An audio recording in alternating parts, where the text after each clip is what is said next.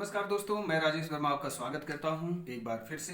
तो दोस्तों, आज हम लोगों का जो टॉपिक है समझने का वो बेसिकली क्या है कि कुछ बिजनेसमैन ऐसे हैं जो कि कंफ्यूज हैं कि जीएसटी में रजिस्ट्रेशन किस स्टेज पे उनको लेना चाहिए और कब लेना चाहिए। तो ये सारी चीज़ें आज हम लोग समझने की कोशिश करेंगे। बिकॉज कि बहुत सारे टैक्स पेयर्स ऐसे हैं जो रजिस्टर्ड नहीं हैं बट वो एलिजिबल हैं जीएसटी पेमेंट करने के लिए, लेकिन अनअवेयरनेस की वजह से उन्हें आइडिया नहीं है कि क्या उन्हें रजिस्ट्रेशन लेना चाहिए जीएसटी में या नहीं लेना चाहिए। तो उसके ऊपर हम लोग बेसिकली यहाँ पे आज समझने की कोशिश करते हैं कि जीएसटी में रजिस्ट्रेशन आपको किस स्टेज पे कंपलसरी ले लेना चाहिए। ठीक है, क्योंकि अब क्या है कि जीएसटी डे बाय डे बहुत ज़्यादा इंटीग्रेट हो रहा है चीज़ों से और इस पे गवर्नमेंट का बहुत ज़्यादा रुझान है जीएसटी कलेक्शन को लेके। तो इन चीज़ों को बहुत तरीके से हर बिजनेसमैन को मैनेज करना चाहिए और उनको प्रॉपर जीएसटी गवर्नमेंट को पेमेंट करना चाहिए, उसमें विदाउट एनी मैनिपुलेशन, यानी कि बिना कोई मैनिपुलेशन किए हुए उन्हें जीएसटी का पेमेंट करना चाहिए। तो बेसिकली आज का जो टॉपिक है वो सिर्फ ये है कि हमें जीएसटी रजिस्ट्रेशन कब ले लेना चाहिए, उसके ऊपर हम लोग चर्चा यहाँ पे करेंगे। तो आइए मूव करते हैं। तो दोस्तों, अब हम लोग कंटेंट पे आ गए हैं और यहाँ समझने की कोशिश करते हैं कि किन किन बिजनेसमैन को जीएसटी में रजिस्ट्रेशन लेना कंपलसरी है और उन्हें रजिस्ट्रेशन ले लेना चाहिए और जीएसटी पेमेंट को अवॉइड नहीं करना चाहिए। तो दोस्तों, सबसे पहले मैं बताना चाहूंगा आप लोगों को कि जीएसटी में जो रजिस्ट्रेशन है, पहली बात जीएसटी में रजिस्ट्रेशन लेने के लिए आपके पास पैन मैंडेटरी होना चाहिए, क्योंकि जीएसटी रजिस्ट्रेशन पैन बेस्ड है। बिना पैन के आप जीएसटी में रजिस्ट्रेशन नहीं ले सकते। ठीक है, अगली चीज यहाँ पे है वन रजिस्ट्रेशन पर स्टेट या यूटी। जिस जिस स्टेट में आप अपना बिजनेस कंटिन्यू करेंगे, जिस जिस स्टेट में आप अपना बिजनेस खोलेंगे, हर स्टेट में आपको रजिस्ट्रेशन लेना पड़ेगा। जैसे यूपी में आप बिजनेस कर रहे हैं तो यूपी में रजिस्ट्रेशन लेना पड़ेगा। आप सपोज बिहार में मूव कर गए तो बिहार में अलग से रजिस्ट्रेशन लेना पड़ेगा। आप दिल्ली यूटी में आ गए तो वहां पे अलग से रजिस्ट्रेशन लेना पड़ेगा। तो हर स्टेट में आपको सेपरेट रजिस्ट्रेशन लेना पड़ेगा।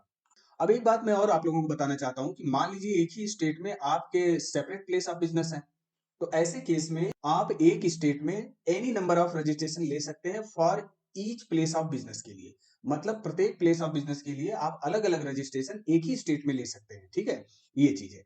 अगली चीज, जो जीएसटी आइडेंटिफिकेशन नंबर है जो गवर्नमेंट मतलब goods and service tax department आपको अलॉट करेगी, वो 15 डिजिट का होगा, जो कि पैन बेस्ड नंबर होगा। ठीक है, और ये सर्टिफिकेट में आपके इनकारपोरेट किया जाएगा, यानी कि दिया जाएगा। अगली चीज दोस्तों मैं बताऊं तो जीएसटी में चूंकि कई तरीके से उसमें जीएसटी का कलेक्शन होता है, like C GST, S GST, UT GST, I GST.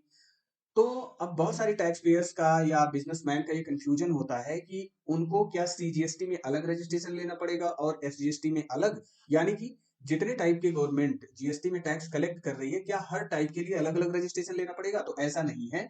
यहाँ पे single registration for all taxes, यहाँ पे आपको सारे टैक्सेस के लिए एक सिंगल रजिस्ट्रेशन ही केवल लेना पड़ेगा। ठीक है, आगे यहाँ पे बात करते हैं पर्सन लायबल टू रजिस्टर, कि कौन कौन से लोगों को रजिस्टर कराना आवश्यक है।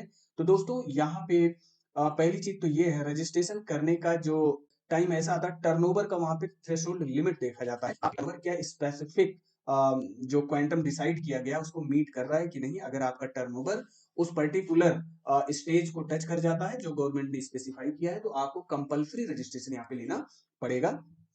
तो थ्रेशोल्ड लिमिट पे सीधा हम लोग चलते हैं और उसे समझने की कोशिश करते हैं कि वो लिमिट कौन सी है जहां पे आके हमें रजिस्ट्रेशन लेना पड़ता है। ठीक है, पहली चीज तो यहाँ पे एक चीज और है, कंफर्म करना चाहूंगा मैं कि टर्नओवर की बात हो रही है कि अगर आपकी टर्नओवर एक स्पेसिफिक लिमिट से एक्सीड कर जाती है, बढ़ जाती है, तब आपको जीएसटी में रजिस्ट्रेशन कंपलसरी रूप से लेना पड़ेगा। तो जिसे हम एग्रीगेट टर्नओवर कहते हैं। ठीक है, तो aggregate turnover will be computed on all India basis for same pan. Single pan पे आपने ऑल ओवर इंडिया में नंबर ऑफ रजिस्ट्रेशन जीएसटी के ले रखे हैं, तो वो सारे टर्नओवर, हर स्टेट के जो टर्नओवर है सेम पैन पे जो रजिस्टर्ड जीएसटी हैं, उनके टर्नओवर को यहाँ पे इंक्लूड किया जाएगा। और उस टर्नओवर में एक तो टैक्स बिल सप्लाई होगी, वो सप्लाई जिस पे आप टैक्स पे कर रहे हैं। अगला एग्जम्प्ट सप्लाई होगी, जिस पे टैक्स नहीं लग रहा है, एग्जम्प्ट है, गवर्नमेंट ने उसको एग्जम्पशन में रखा हुआ है। एक्सपोर्ट अगर आप कर रहे हैं तो वो भी टर्नओवर में शामिल किया जाएगा। इंटर स्टेट सप्लाई अगर आप कर रहे हैं तो वो भी टर्नओवर में इंक्लूड किया जाएगा। तो ये चार चीजें जो हैं यहाँ पे इंक्लूड करने के बाद आपका एग्रीगेट टर्नओवर निकल के आता है। तो रजिस्ट्रेशन लेने के लिए हमें क्या है, एग्रीगेट टर्नओवर देखना होता है कि किसी बिजनेसमैन का एग्रीगेट टर्नओवर अगर एक क्राइटेरिया से एक्सीड कर जाता है, उस क्राइटेरिया पे हम लोग मूव करने वाले हैं, तो ऐसे केस में उसे जीएसटी में रजिस्ट्रेशन कंपलसरी रूप से लेना पड़ता है। आइए जरा आगे मूव करते हैं। अब यहाँ पे बात आती है भाई कि एप्लीकेबल थ्रेशोल्ड लिमिट, जहां पे बात कर रहे थे हम, वो कौन सी लिमिट है कि जिसको बिजनेसमैन क्रॉस कर जाए तो उसे जीएसटी में रजिस्ट्रेशन लेना पड़ेगा। तो दोस्तों बहुत केयरफुली वन बाय वन करके हम यहाँ समझने की कोशिश करते हैं, ताकि कोई भी डाउट माइंड में ना रहे और आप इस बात से धोखा ना खाएं कि हमें पता नहीं था कि जीएसटी में रजिस्ट्रेशन लेना चाहिए हमें या नहीं लेना चाहिए। इसके ऊपर आइए मूव करते हैं। यहाँ पे पहली चीज बताया गया है कि जो थ्रेशोल्ड लिमिट है वो स्टेट वाइज गवर्नमेंट ने सेपरेट किया हुआ है। तो जैसे अगर हम बात करें मणिपुर, मिजोरम, नागालैंड एंड त्रिपुरा, यानी कि इन 4 स्टेट में अगर आप जीएसटी में रजिस्ट्रेशन कंपलसरी लेना चाहते हैं कि मतलब किस स्टेट पर आपको कंपलसरी रजिस्ट्रेशन लेना पड़ेगा, तो दोस्तों state with threshold limit of 10 lakh for supply of goods और सर्विसेज। तो एक बात ध्यान रखें दोस्तों, अगर इन 4 स्टेट में से किसी भी स्टेट में या चारों स्टेट में आप अगर बिजनेस कर रहे हैं, अब बिजनेस दो तरीके से, या तो सप्लाई ऑफ गुड्स आप कर रहे हैं या सप्लाई ऑफ सर्विस कर रहे हैं, ठीक है, एनी वन या बोथ। तो ऐसे केस में जब आपकी टर्नओवर 10 लाख रुपए से एक्सीड कर जाएगी, यानी कि 10 लाख रुपए से जैसे ही एक्सीड करेगी, ऐसे केस में आपको कंपलसरी रजिस्ट्रेशन लेना पड़ेगा।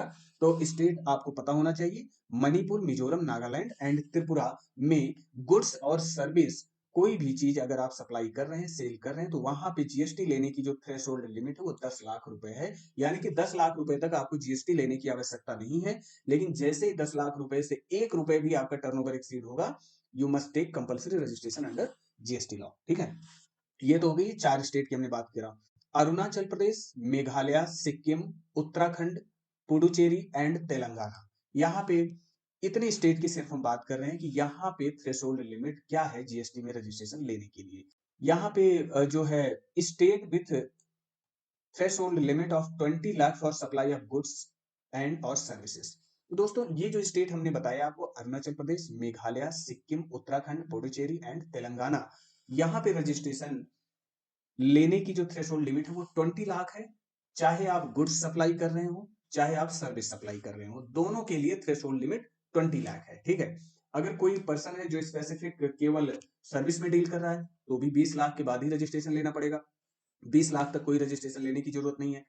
आप जो है गुड्स की सप्लाई कर रहे हैं, ठीक है, इन स्टेट्स में, तो आपकी टर्नओवर जब 20 लाख रुपए से एक्सीड होगी तभी रजिस्ट्रेशन लेना पड़ेगा। यानी कि 20 लाख तक आपको कोई भी रजिस्ट्रेशन लेने की आवश्यकता नहीं है अगर आप अपना व्यापार चला रहे हैं इन स्टेट्स में, यानी कि अरुणाचल प्रदेश, मेघालय, सिक्किम, उत्तराखंड, पुडुचेरी एंड तेलंगाना, राइट। तो मेरे विचार से ये बात आपको क्लियर हो गई होगी। आगे आते हैं, जो रेस्ट ऑफ द स्टेट है उनकी बात कर लेते हैं। यहाँ पे दोस्तों है जम्मू एंड कश्मीर, आसाम, हिमाचल प्रदेश और इसके अलावा all other state. All other state का मतलब जो रेस्ट ऑफ द स्टेट है, ऊपर के ये स्टेट और ये स्टेट छोड़ के बाकी यहाँ पे स्टेट और बताए गए हैं, जिसमें जम्मू कश्मीर, आसाम, हिमाचल प्रदेश और इसके अलावा जो और स्टेट हैं जैसे उत्तर प्रदेश वगैरह हो गया, बिहार हो गया, इन सबका नाम नहीं लिखा है। तो ऑल अदर स्टेट में वो स्टेट कवर होंगे जिनका नाम अभी तक हमने नहीं लिया है, ठीक है, ओके। तो इन स्टेट में जीएसटी में रजिस्ट्रेशन लेने की जो थ्रेशोल्ड लिमिट है दोस्तों, इसको बहुत क्लियर आपको समझने की आवश्यकता है। पहली चीज, state with threshold limit of 20 lakh for supply of service, both goods and service, and threshold limit of 40 lakh for supply of goods, ठीक है। दोस्तों यहाँ पे थोड़ा सा आप बहुत क्लियर और क्रिस्टल क्लियर होते हुए चलिएगा कि भाई अगर इन स्टेट्स में आप गुड्स और सर्विस दोनों सप्लाई कर रहे हो, बहुत केयरफुली, गुड्स और सर्विस दोनों सप्लाई कर रहे हो, तो ऐसे केस में जो थ्रेशोल्ड लिमिट है वो 20 लाख की होगी, ठीक है। यानी कि अगर मैं कहूं आपसे कि गुड्स भी आप सप्लाई कर रहे हो और सर्विस भी आप सप्लाई कर रहे हो, तो ऐसे केस में आपकी जो रजिस्ट्रेशन लेने की लिमिट है वो 20 लाख रुपए है। यानी कि 20 लाख तक आपको जीएसटी में रजिस्ट्रेशन लेने की आवश्यकता नहीं है। 20 लाख से टर्नओवर 1 रुपए जैसे एक्सीड होगा, you will be liable to get registration under GST, यानी कि आपको रजिस्ट्रेशन लेना पड़ेगा, ठीक है। गुड्स और सर्विस यहाँ पे दोनों की हमने बात की कि अगर दोनों में आप डील कर रहे हैं तो 20 लाख की लिमिट यहाँ पे लगेगी। And threshold limit 40 lakh for supply of goods, ठीक है। तो दोस्तों एक बात ध्यान रखना कि अगर आप एक्सक्लूसिव गुड्स में डील कर रहे हैं, यानी कि केवल केवल आप गुड्स सेल कर रहे हैं, सप्लाई कर रहे हैं, और वो भी इंट्रा स्टेट। इंट्रा स्टेट इसलिए लिखा हुआ है क्योंकि जो लिमिट है उस लिमिट तक तो आपको रजिस्ट्रेशन लेने की आवश्यकता नहीं है, ठीक है। लेकिन यहाँ पे जिसने रजिस्ट्रेशन नहीं लिया है वो इंटर स्टेट सप्लाई नहीं कर सकता, ठीक है। यानी कि एक राज्य से दूसरे राज्य में सप्लाई नहीं कर सकता है जब तक वो रजिस्ट्रेशन नहीं ले लेगा, ठीक है। तो ऐसे केस में 40 लाख या 20 लाख तक तो रजिस्ट्रेशन लेने की आवश्यकता नहीं है।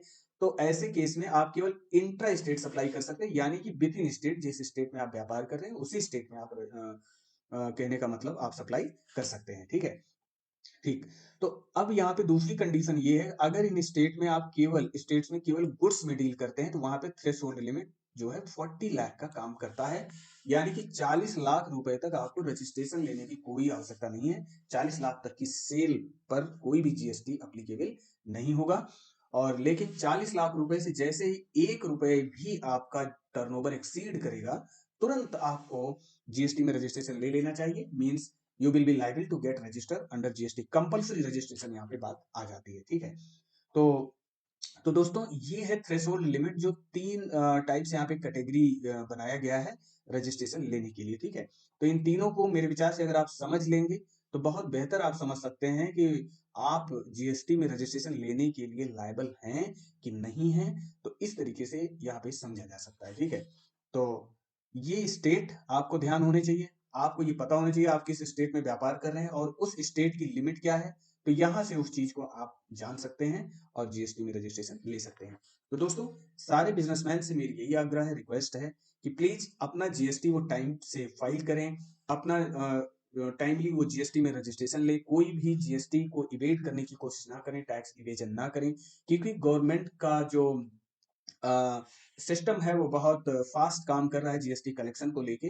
तो इसमें थोड़ा सा बिजनेसमैन को भी सतर्क होने की आवश्यकता है और उन्हें टाइमली अपना जीएसटी रजिस्ट्रेशन लेके और अपनी जीएसटी रिटर्न फाइल करनी चाहिए। जो भी रेलेवेंट टैक्स बनता है उस पे उसे गवर्नमेंट को पे करना चाहिए। इसमें कोई शक वाली बात नहीं है कि भाई जब आप जीएसटी में रजिस्ट्रेशन ले रहे हैं, सामने वाले से जब आप कलेक्ट करेंगे जीएसटी, तो मेरे विचार से आपको गवर्नमेंट को पेमेंट करने में कोई परेशानी वाली बात नहीं है, बिकॉज कि जिसको आप सप्लाई कर रहे हैं गुड्स, उससे आप जीएसटी कलेक्ट कर रहे हैं, ठीक है। तो यहाँ पे कोई चोरी वाली बात नहीं है। आराम से एंजॉय करिए अपने बिजनेस को, बढ़िया मस्त रहिए। और किसी भी एडवाइस के लिए आप कमेंट बॉक्स में मुझे लिख सकते हैं। Thank you very much for watching this video.